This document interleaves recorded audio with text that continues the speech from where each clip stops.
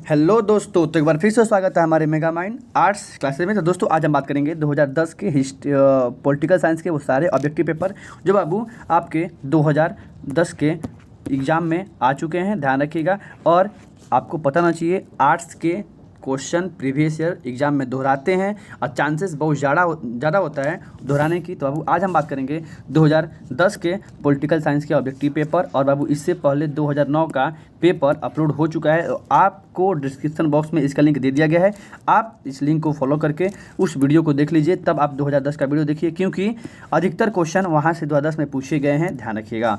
और बाबू आपसे मेरा यही आपसे गुजारिश है, अगर आप वीडियो को आप अगर इस चैनल को सब्सक्राइब नहीं किए हुए हैं तो बाबू आप इस चैनल को सब्सक्राइब कर लीजिए, लाइक कर लीजिए और बेल आइकन को प्रेस कर लीजिए, ताकि आपको वीडियो का नोटिफिकेशन सबसे पहले आपके पास पहुंच जाए। तो देखो बाबू बात करते हैं सबसे पहले क्वेश्चन नंबर पहले की। तो बाबू क्वेश्चन नंबर पहला कर रहे हैं, भारत का प्रथम गैर कांग्रेसी प्रधानमंत्री कौन था? देख लीजिए, मतलब भारत में कांग्रेस की सरकार की बात, कांग्रेस की सरकार जब समाप्त हो गई भारत से, तो उस समय किस पार्टी की सरकार बनती है?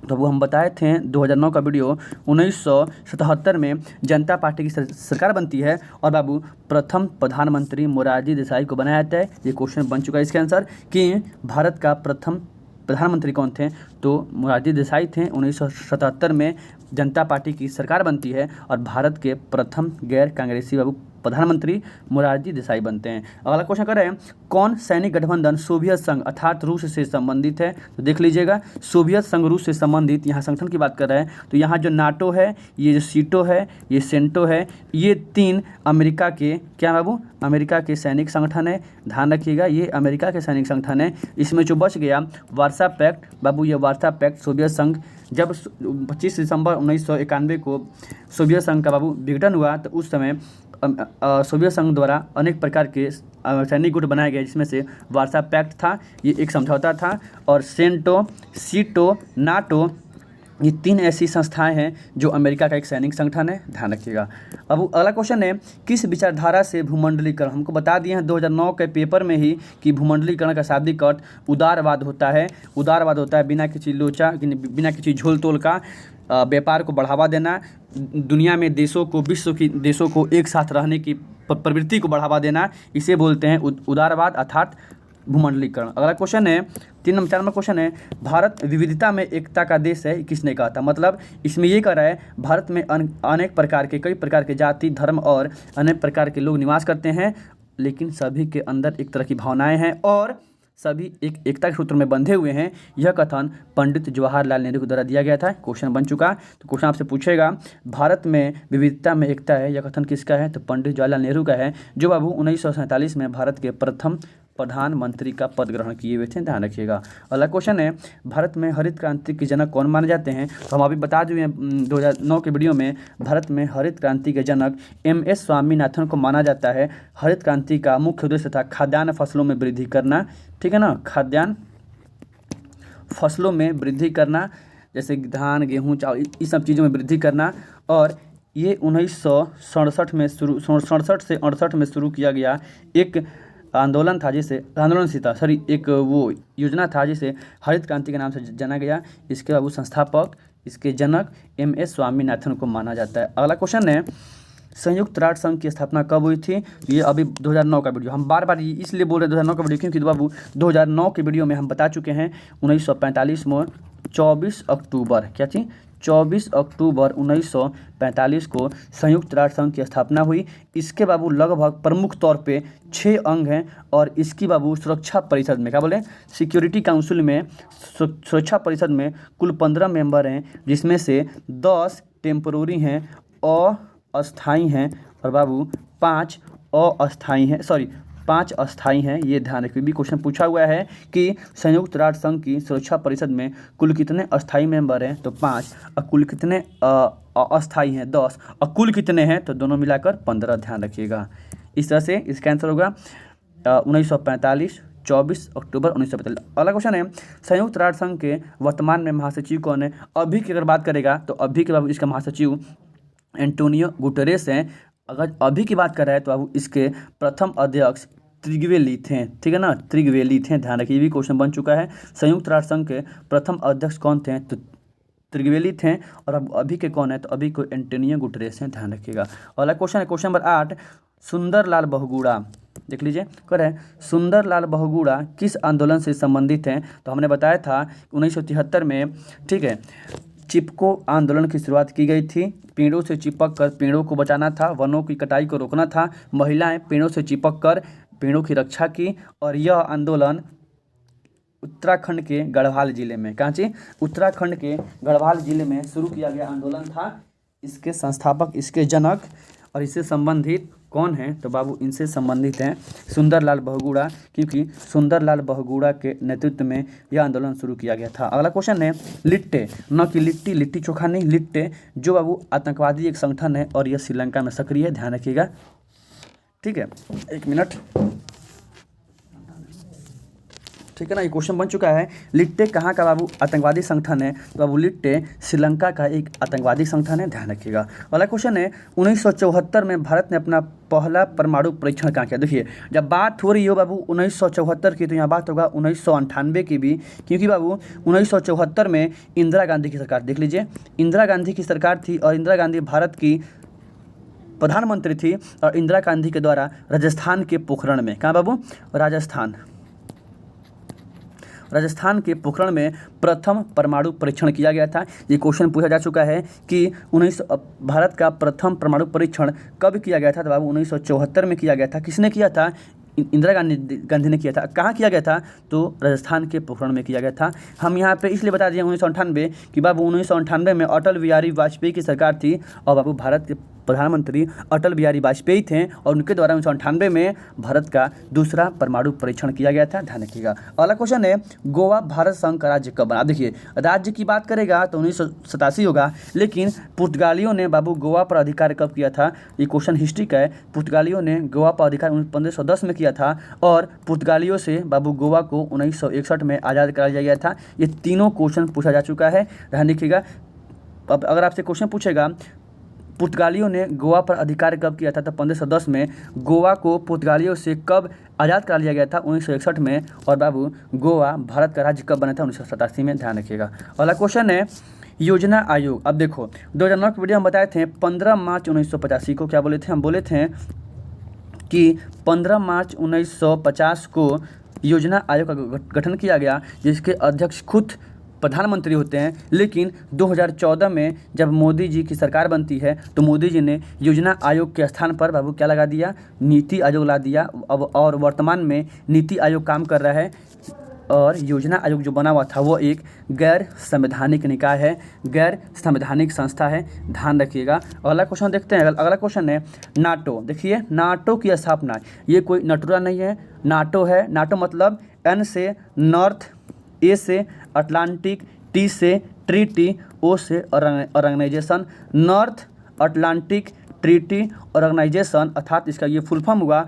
और इसकी स्थापना 1949 में की गई थी, ध्यान रखिएगा, ठीक है। जो अमेरिका का एक सैनिक संगठन था, और इसमें जो भी देश हैं, इसमें मतलब जितने भी देश शामिल हैं, ऐसा कहा गया था अगर किसी एक देश पर बाबू हमला होता है तो सभी देश इसके जिम्मेदार माने जाएंगे। और नाटो एक ऐसी संस्था है जिसमें लगभग शायद 172 की 168 देश, शायद ऐसा हमको नहीं पता नहीं है, तो एक शायद 192 मतलब देश शामिल, शायद इतने देश शामिल हैं। और अगर किसी एक पे हमला होता है तो सभी देश अपने खुद पे हमला मानेंगे। बाबू इसकी स्थापना 1949 में की गई थी। इसका शाब्दिक अर्थ होता है, इसका फुल फॉर्म होता है नॉर्थ अटलांटिक ट्रीटी ऑर्गेनाइजेशन, ध्यान रखिएगा।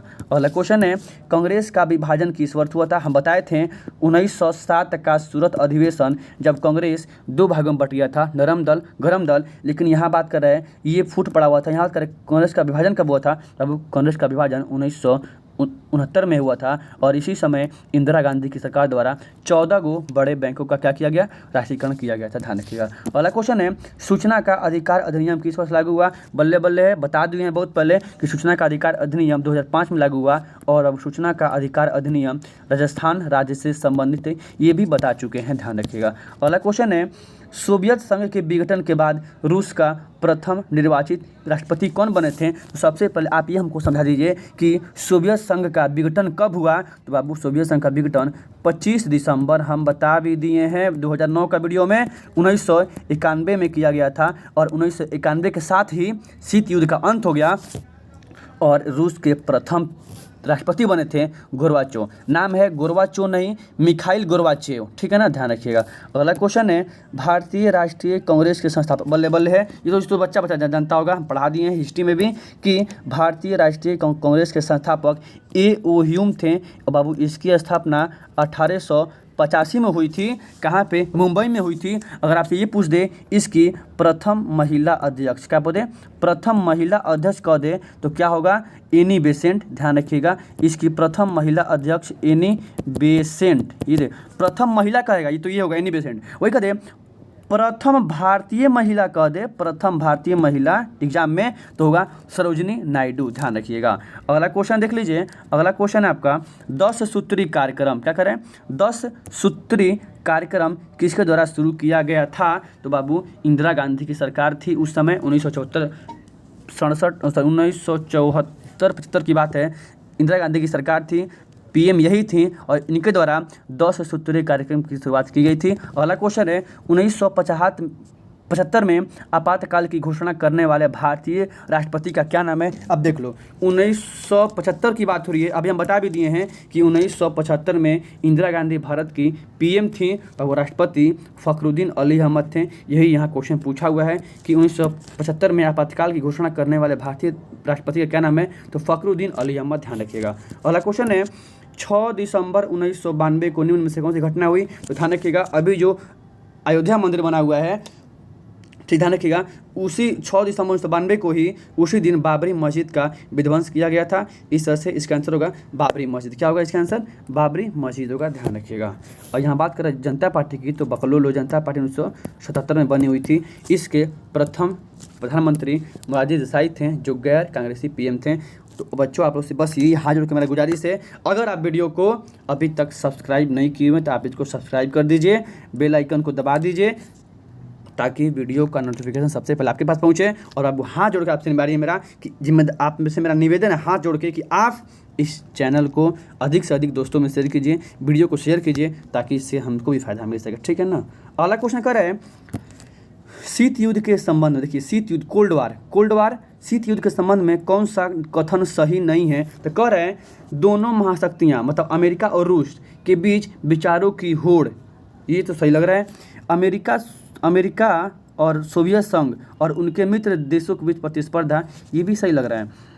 निशस्त्रीकरण की होड़, ये भी सही लग रहा है। लेकिन ये ऑप्शन डी कर है संयुक्त राज्य अमेरिका और सोवियत संघ, नहीं।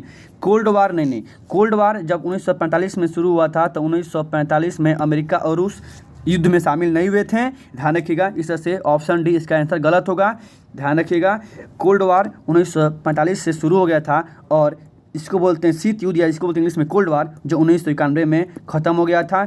इस युद्ध में, ठीक है, आनाकानी बहुत ज़्यादा थी और इस युद्ध का अर्थ होता है अब न तब झगड़ा हो जाना, युद्ध की तैयारी हो जाना, मतलब क्या बोलते हैं उसको, मिसाइलें दाग देना, लेकिन नहीं हो पाता है। देखने का में ऐसा होता है कि अब न तब झगड़ा होते होते झगड़ा बच जाता है, उसी को बोलते हैं शीत युद्ध, ध्यान रखिएगा। अगला क्वेश्चन है भारतीय अर्थव्यवस्था किसे कहते हैं? तो हम बता चुके हैं हमारी भारतीय अर्थव्यवस्था मिश्रित अर्थव्यवस्था है, ये ध्यान रखिएगा। अगला क्वेश्चन है गुट निरपेक्षता का क्या अर्थ है? हम बताए थे गुट निरपेक्ष सम्मेलन सबसे पहले 1961 में यूगोस्लाविया के नगर बेलग्रेड में किया गया था और इसमें पीएम ने यह कह दिया, हमारे भारत के पीएम ने, नेहरू जी ने कहा कि हम किसी भी देश के गुट में शामिल नहीं होंगे, इसलिए गुट निरपेक्षता का शाब्दिक अर्थ हुआ विश्व के किसी भी गुट में शामिल नहीं होना, लेकिन अगर आवश्यकता पड़े तो हम उस देश के सभी तरह से मतलब सहयोग में शामिल हैं, अंतर्राष्ट्रीय स्तर पर उसकी सुरक्षा में शामिल हैं, लेकिन हम किसी एक देश का पक्ष नहीं लेंगे,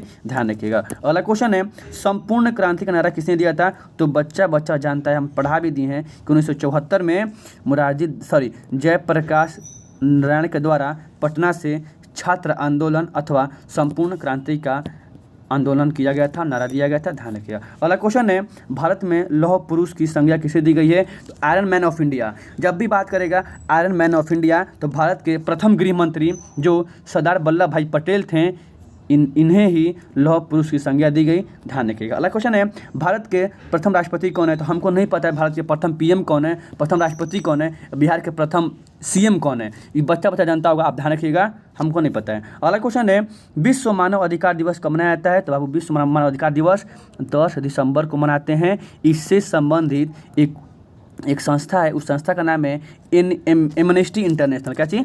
इससे संबंधित एक संस्था का नाम है एमनेस्टी इंटरनेशनल। क्या चीज़? एमनेस्टी इंटरनेशनल, जो मानव अधिकार से संबंधित एक संस्था है। ये क्वेश्चन बिहार पुलिस एग्जाम में पूछा जा चुका है, ध्यान रखिएगा। और जब बात करेगा बाबू 8 मार्च की, तो ध्यान रखिएगा 8 मार्च को अंतर्राष्ट्रीय महिला दिवस मनाया जाता है, ये ध्यान रखिएगा। अगला क्वेश्चन है, भारतीय राष्ट्रीय कांग्रेस पार्टी का जन्म 1885 में हुआ था, पकड़ लो, अभी तो बता दिए ऊपर। करें, किस देश ने भारत पर आक्रमण कर पंचशील समझौता? अब देखिए, पंचशील समझौता जो बाबू 29 अप्रैल 1954 को हुआ था, ध्यान रखिएगा, 1954 को हुआ था। यह चीन और भारत के बीच में हुआ था। इसमें कहा गया था कि कोई भी देश किसी भी देश के आंतरिक मामले में मतलब हस्तक्षेप नहीं करेगा, परस्पर एक दूसरे का सहयोगी होगा। लेकिन इसी समझौता का इस चीन ने 29 अप्रैल 1954 को इस समझौते पर मतलब हस्ताक्षर कर दिया। लेकिन 1962 में इसका क्या बोलते हैं, अनादर करके, इसको न मानते हुए भारत पर आक्रमण कर दिया, जिसमें हमारी करारी हार हुई। ध्यान रखिएगा, इसका आंसर होगा पंचशील समझौता का उल्लंघन चीन ने किया था, ध्यान रखिएगा।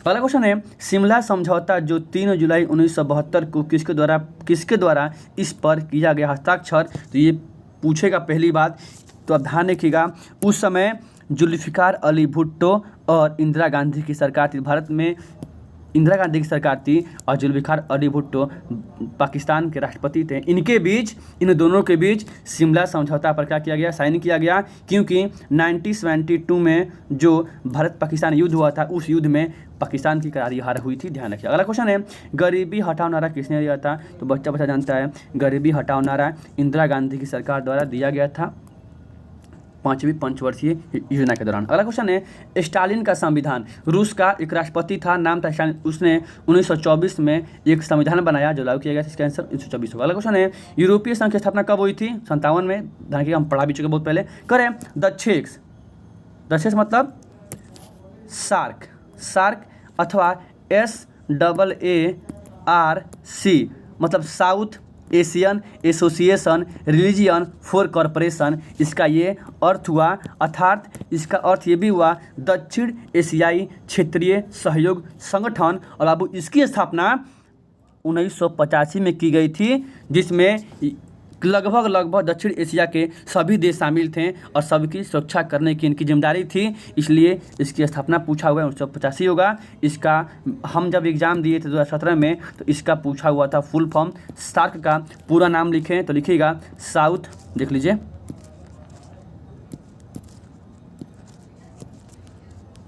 South Asian association religion corporation, अर्थात दक्षिण एशियाई क्षेत्रीय सहयोग संगठन। अगला क्वेश्चन कर रहे हैं, अमेरिका के वर्ल्ड ट्रेड सेंटर पर आतंकवादियों का हमला कब हुआ था?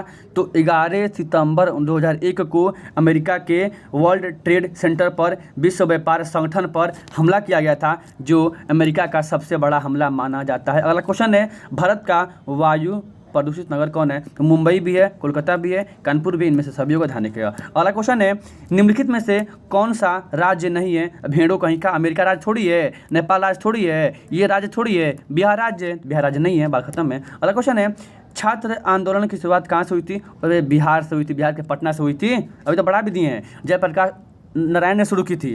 अगला क्वेश्चन है, भारत और पाकिस्तान के बीच कारगिल युद्ध कब हुआ?